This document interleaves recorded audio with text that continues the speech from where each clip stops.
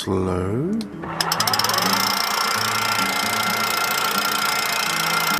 Fast.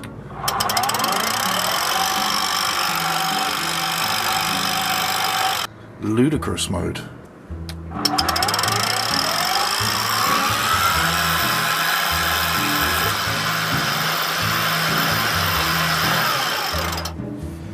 I don't think we're going to be needing that mode probably ever. This is the E40i Selden winch, and this winch does something I genuinely did not think was possible. In fact, so much so that when Carly called me to tell me about this winch and what it could do, I flat out didn't believe her. I just told her, you've got that wrong. And I came this close to talking us out of having this winch installed. So close that it actually scares the bejesus out of me now, because it's only by virtue of the fact that we did end up installing this winch that we happened to discover a critical design flaw in Cadohas systems. Just a massive, massive mistake that somebody made that really was just a ticking time bomb just waiting to go off. Okay, I am going to show you just how easy this thing is to install. Surprisingly easy, actually. Unbelievably easy. However, I think we should start our story from the beginning, because it's quite an interesting one. It's the winter time, and I'm at work in the boatyard trying to make myself look as useful as I possibly can be, when I get a phone call from Carly where she asks me, how do you feel about installing an electric winch on board Cadohas? In a strange coincidence, we were actually stripping the booms of a serious go anywhere higher lower latitude exploration sailboat when Carly called. And again, as it happens, one of the items that I just happened to remove was in fact an electric winch. And it was actually the removal of that winch that led me to say, thank you very much, but no. I don't think we want an electric winch. You see, an electric winch is the equipment equivalent of an iceberg. There's just so much going on below the surface that to take up that much extra real estate would really eat into a little sailboat like Cadohas. It's just space we couldn't afford to lose. Anyway, when I relayed this to Carly, she then said to me, no, I don't think that's the case. I'm pretty sure all the motors and mechanisms are actually contained within inside the drum itself. Now, it's safe to say that I didn't believe Carly and told her that she's mistaken. That's not how these things work. To which she reluctantly replied, oh, okay. So Carly relays our message back to a guy called Richard at Selden. He's the legend who really went out on a limb for us to make this happen and convince his bosses that this was in fact a good idea. During the phone call, Richard assures Carly that everything is in fact contained within the drum, at which point Carly calls me back and says, I've spoken to Richard and he assures me that the motor is contained within the drum itself. Now, even after hearing this, I couldn't quite believe it could be true. But either way, I told Carly, look, our entire boat is set up on a 12-volt electrical system. The tree trunks of wires that would be needed to actually pull something like this off for the electric winch would be immense. It would look horrendous. This is actually the moment that we came this close to talking ourselves out of a very generous gift from Richard and Selden. So in their next call, Richard again assures Carly that the wires used to power this thing are in fact really small, even if our boat is set up on a 12-volt system. Richard then tells Carly, look, we've actually got a fully functioning display model down at our HQ, and then follows up with, why don't you come down and have a look for yourself? And so we thought, why not? Stage 1. Before heading straight up to see the winch in action, Richard very kindly offered to show us around the rest of the Selden production factory, and starting off with the aluminium department.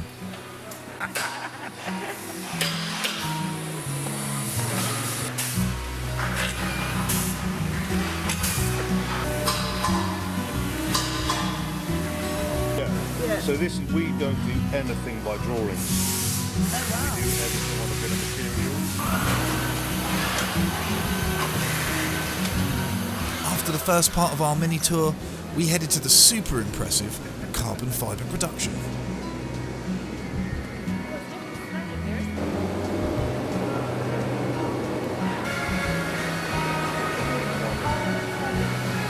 And this is cool actually, because when a carbon mast starts life, it comes from that freezer. Oh, really? So that's where the carbon is stored. So we use carbon fibre, pre-impregnated carbon fibre. So the resin is pretty. It sits inside it, structural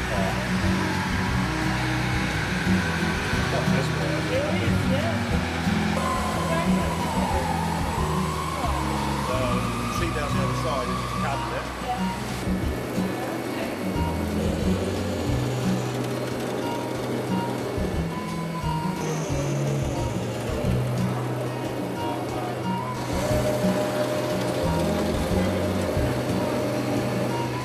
As impressive as the entire Selden factory is, what we'd really come to see was the E40i electric winch. Doesn't look too complicated. It's not. Normal. Yep. And after seeing the winch up close, safe to say we were sold. All that remains is attempting to fit it ourselves.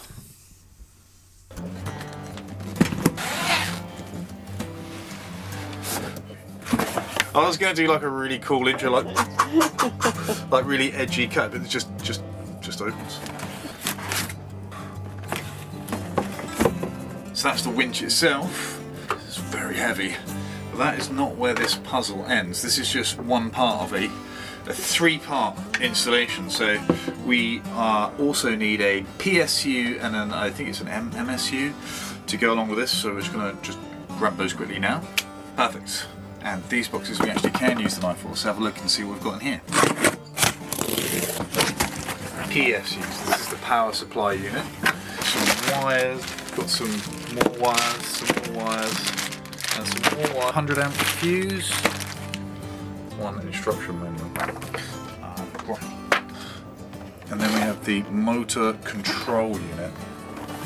Some sort of junction box. I'm hoping that this instruction manual is going to cover both of them, because we've never done this before. Never done anything like this before, but I'm not giving it a go. And if I can pull this off, anyone can pull this off. Step one. Alright, I've been having a little toy around with the best orientation for this, and I think what I'm going to go for is on its side. At least then when I take this cover off and I access everything, I think having it this way up, although that would be better from a water ingress perspective, I think it would just be trickier to work on all the way down there. So I'm going with a side profile. Installing the cable, main switch, fuse, wire and the jiggly, and here for the 12 volt total length max 5 meters, we can use 25mm squared. The cable I've actually got here is actually a bit bigger than that. I had this left over from a previous installation. This is 35mm squared, so that is more than enough. Some abracadabra goes on in here and take 12 volt size and then kind of does some magic and then sends it off and then sends it off down much smaller wires to the MCU.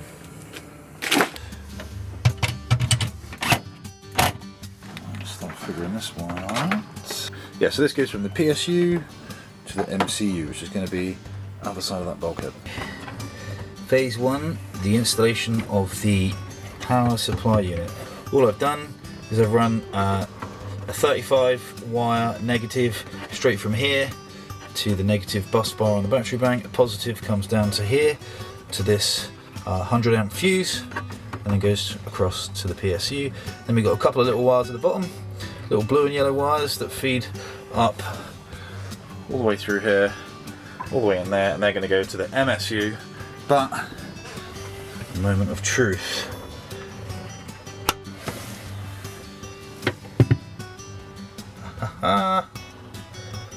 Alright, that looks like a positive sign so far. That's where, down there, that's where this is going to go. Now I've got the PSU mounted and the wires installed there. I've run the yellow and green wires that come with the kit down to where we're going to install the MCU. Just reading the instructions here. So I'm going to trim the ends of these, I'm going to screw them in to this box and then follow the instructions for the next stage. But so far this seems pretty easy. Now, do you remember the part right at the beginning of the video where I told you that thanks to this winch and the installation of it, we stumbled across a critical infrastructure failure in our boat systems? Check this out. So that's the winch up on our coach roof at the moment, which probably takes some of the heaviest loads via the main sheet of all of our winches and it's literally just penny washers. And it's not even much of the core of the boat. Most of the core's been drilled out. So you've got fiberglass, the wood core, and then fiberglass. And basically on that last level of fiberglass, there's bolt put through with a penny washer, and it's screwed on. That seems insane. I don't know, I'm not an engineer, but I think I want to do something a bit more, I don't know, substantial. This is the winch with very questionable foundations. Never know what's lurking, but I've only just serviced these two.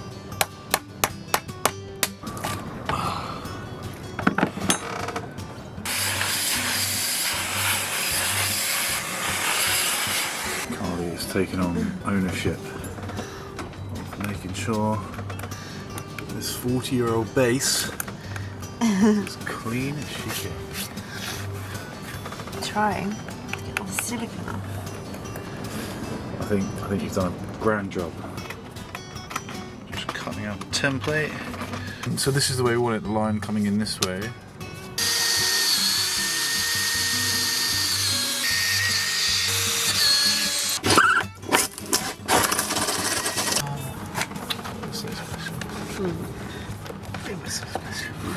So the wires are going down. It's amazing, like, isn't it? Like, I still don't quite believe.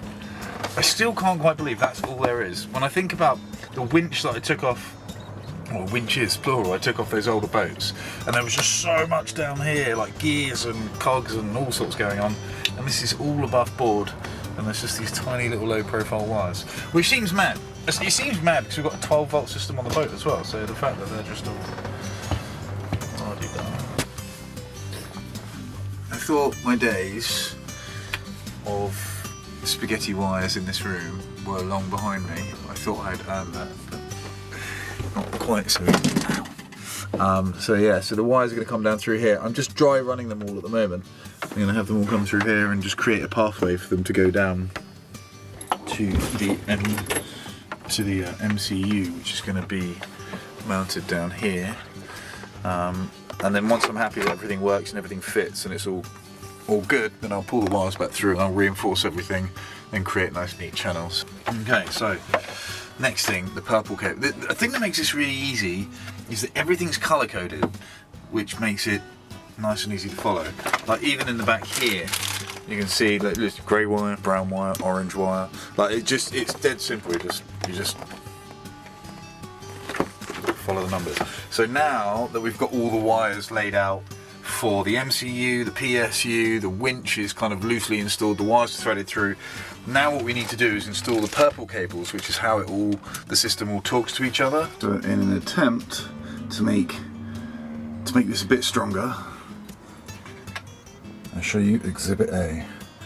10mm by 200 by 200 square aluminium plate. I think the plan is to cut out a space underneath the winch to fit this in, adhere it in place, glass over it, drill and tap into it, and that will secure the new winch.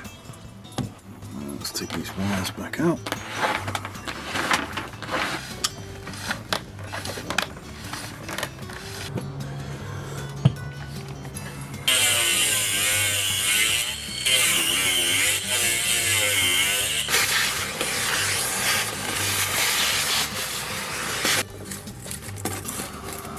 Out with the old. One thing to notice is none of these holes are wet or rotted or anything, but then again I suppose this winch doesn't really get wet. So the moment of truth. Well, voila. So I've just scratched this whole thing up with the sander to hopefully get a better mechanical bond when I adhere it in, and I've also just, I don't know if you can see there, I've just taken the edge off of all the sharp corners, again just to hopefully remove some stress points. See how that goes. That is now wedged in with some super thickened West System epoxy. We're going to let that go off, and then I'm going to fill in all the gaps.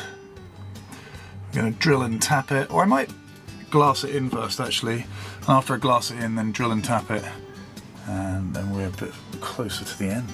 We had a little bit of a exothermic reaction, and yeah, it got warm and bubbled up, but all of that excess epoxy has stayed within the sort of area where the winch is going to cover it anyway, so not the end of the world.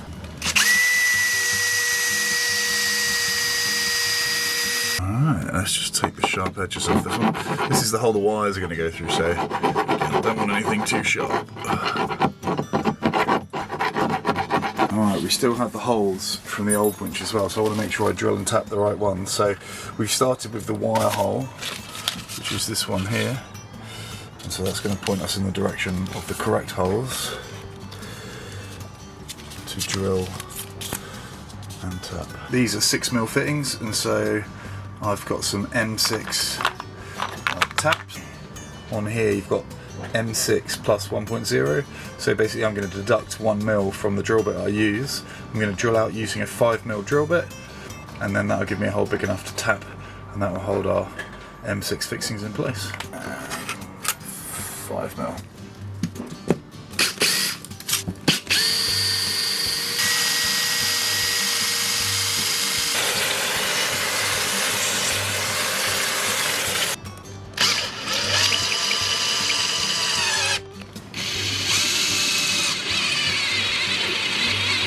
Now, the moment of truth.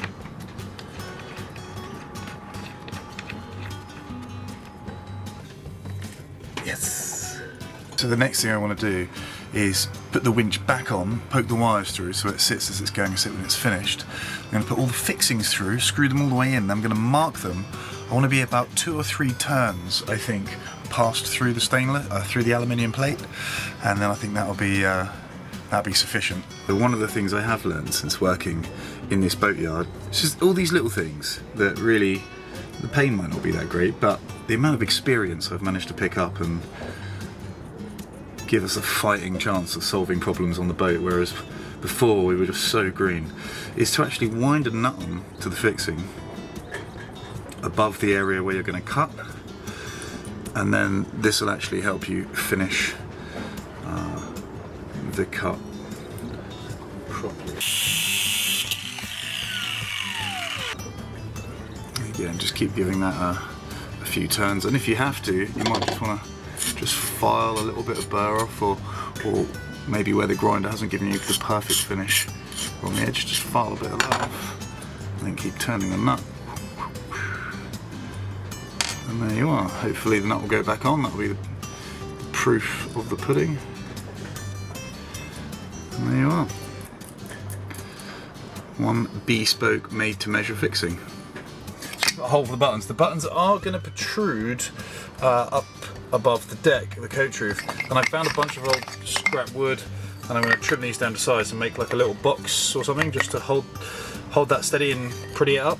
Now I didn't want to bed them flush, because then they would actually end up protruding underneath the coach roof by about 1 inch. And the whole reason we went for this winch in the first place is because we're not losing any headspace. So all I've done under here very quickly is I've put 3 layers of chop strand netting. Chop strand netting, is that what it's called? I think it's called that.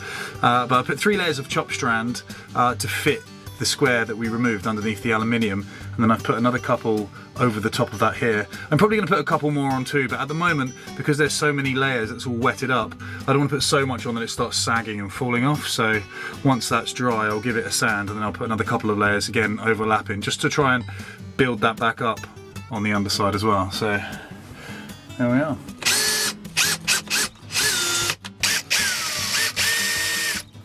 Let's just make sure these are all good. We're all good, no damage. The wires are now fed back through. Now there's a couple of little bits I'm going to do just to seat this. I'm going to put Duralac onto all of the fixings because they're stainless steel and they're going to be getting screwed down into an aluminium plate. So we have that dissimilar metal, so I want to stop any reaction going on between the two of them, any corrosion unnecessarily. And then just around each one of those holes, I'm just going to put a little bit of Arbocol 1000, and we don't, this is such a dry spot, we don't really get a great deal of water here, so I'm not really too worried about it getting wet. That's not to say it will never experience some sort of dampness or moisture or rain or whatever. So again, I'm just going to seal these with a little circle of Arbocol around each one of them. I'm going to lightly sit the winch, although it's quite heavy, so I don't know how lightly, on top of the arbicole. So I'm going to squelch it all out straight away. So it will squelch some of it out, but I want to lightly set it on. I'm going to screw in the fixings until they're just sort of most of the way in, and then tomorrow I'll come back when that arbicole's had a chance to set, and I'll screw them down tighter. And again, we'll just have little seals hopefully around each of these holes, and yeah, if in the event we do get some moisture, it will stop it going down. That's the plan.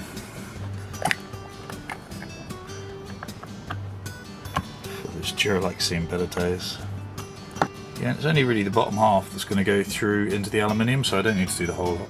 That might be a bit overkill, to be honest.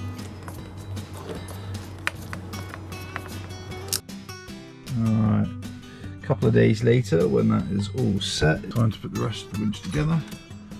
Let's put the plastic. This goes on next.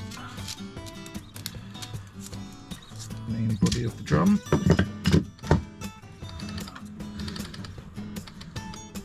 Piece goes face down, just slots into place.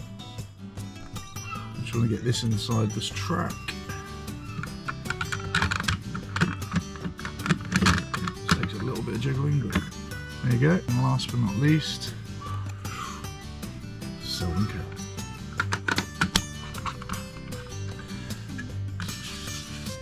And as I said previously in this video, all the wires are colour coded. All the hardware has little labels on the back telling you which colour wire goes where. This is really straightforward to follow. And even the switches have colour coded wires. You've got red wires and green wires. And then on the back of the switches, you've even got numbers which they connect to. And again, the instruction book will tell you which ones you want to connect to depending on how you're setting your system up. Doesn't want to focus on numbers, but both of the green and the wires are attached to number 3 and a number 4. And again, we've just built this little case because it sits, because the numbers sit proud, and there we are. And for those of you who are craving a much more technically orientated video for the installation of the E40i, I have good news for you. I know firsthand that Mads and Ava over at Sail Life are actually installing one of these winches, and they're making a video about it. It may even be published today, I'm not 100% sure. So I'm going to pop a link in the description box below. If we've picked them to the post and produced our video first, then I'll just link to their main channel, and then you can hit subscribe and the notifications bell, and as soon as they release their winch video, you'll be able to see it. However, as soon as they do produce that video, I will link directly to that video. Again, just for those of you who are craving a more technically orientated video, just call it a hunch. I've got a sneaky feeling that Mads and Ava will put something together that will dot the I's and cross the T's, maybe a little bit more technically orientated than this one. And a huge thank you to everybody that's headed over to our website and hit that run button, because all of the money collected in that run button currently is going towards our Watermaker Fund, which we are super excited about. So a personal thank you to Paul Clark, you absolute megastar, Jan S, Ian McTeer, Tracy Hornby, Mike Beamish, Chris Jarvis, Martin Boskill, Alison Swift, and Franz Dreisen. All of you are absolute megastars, thank you very much. And a huge massive thank you as well to the 2 new megastars that have joined the Patreon team since our last video, and that is Graham Burgess and Nick Stone. Thank you guys so much. Your support is just, it's very humbling. So I hope you've enjoyed this video. I hope you go and enjoy Mads and Ava's version of this video too. If you want more information about this particular winch, again, I'll pop all the links in the description. Go check them out, and other than that, we'll see you next time. Bye for now.